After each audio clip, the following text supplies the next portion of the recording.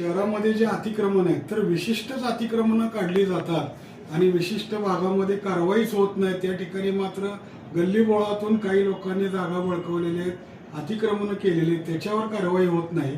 नगरपालिकेच्या ज्या खुल्या जागा आहेत, पटांगण आहेत, त्या ठिकाणी मोठमोठ्या स्वरूपात अतिक्रमण करून त्या जागा वापरल्या जातात आणि छोट्या छोट्या विक्रेत्यांना मात्र त्रास दिला जातो, अशी एक चर्चा आरोप होताना दिसतो. नाही, आरोप नाही, ही सत्यता आहे. पंढरपूर शहराच्या बाबतीत 100% ही सत्यता आहे आणि म्हणूनच त्या निवेदनामध्ये शेवटी लिहिताना मी एवढंच लिहिलेलं आहे की पंढरपूर नगर परिषदेनं याच्यापूर्वी जे काही करारानं जागा दिलेल्या आहेत पण ज्याचा करार भंग झालेला आहे, म्हणजे जो करार फुलफिल झालेला नाही किंवा करार केला एका कारणासाठी आणि वापर दुसऱ्याच कारणासाठी, अशा जागा आहेत.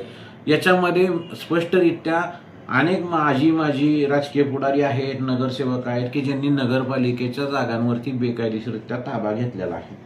त्या जागा खरं तर नगरपालिकेनं स्वतःहून अधिकाऱ्यांनी ठोसपणानं कारवाई करून त्या मुक्त करणं गरजेचं. आणि या ठिकाणी या छोट्या सर्व व्यापारी वर्गांनी ज्यांचा काल अतिक्रमणामध्ये अतिक्रमण काढलं गेलेलं आहे, या सर्व नागरिकांनी एक बाब अत्यंत स्वच्छरित्या समजून घेणं गरजेचं आहे.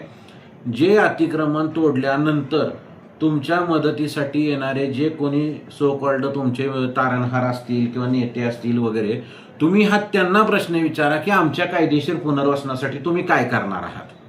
कारण का एक लक्षात घ्या, कायद्यानुसार तुम्हाला कायदेशीर जागा देणं उपविधीद्वारे 2009च्या उपविधीद्वारे हे नगरपालिकेचं काम आहे.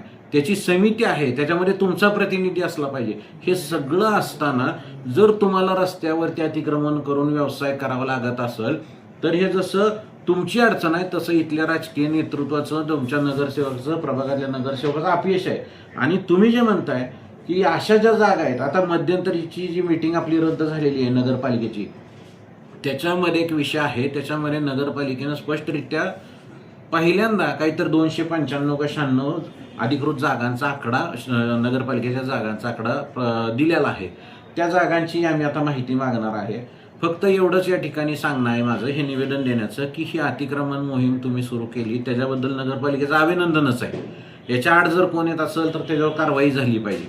दुसरी बाब म्हणजे त्याच्यानंतर पुढची बाब अशी आहे की जर तुम्ही अतिक्रमण काढणार असाल तर या लोकांचं कायदेशीर पुनर्वसन कायमस्वरूपी करण्याची कायद्यात तरतूद आहे, त्याची अंमलबजावणी झाली पाहिजे. कारण का शेवटी ते या पंढरपूरचे नागरिक आहेत, तेही करदाते नागरिक आहेत आणि त्यांचं पुनर्वसन होणं सुद्धा गरजेचं आहे.